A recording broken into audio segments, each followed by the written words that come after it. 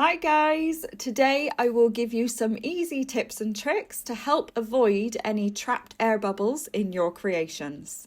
Marblux is very thick and cures very quickly, meaning that air bubbles are totally normal and not something that you should be upset about.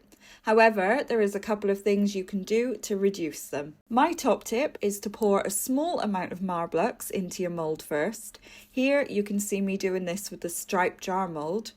I run it all around the mould to ensure that it's totally coated. Then I pinch all the edges of the mould to get rid of any trapped bubbles. If you're used to working with resin, then this is a very similar tip to what we recommend for that. Once I have done that, I fill the mould all the way up to the top and I give it some taps and wiggles. This helps flatten the mixture but also releases any bubbles again. You may even see some rising up and popping over the next few minutes.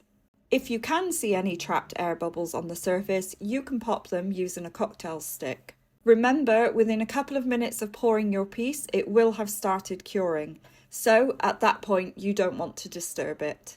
If you do find any imperfections or bubbles on your final piece, you can always lightly sand them down or paint over them with some acrylic paint.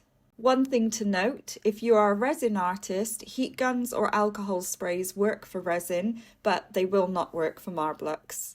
Happy crafting!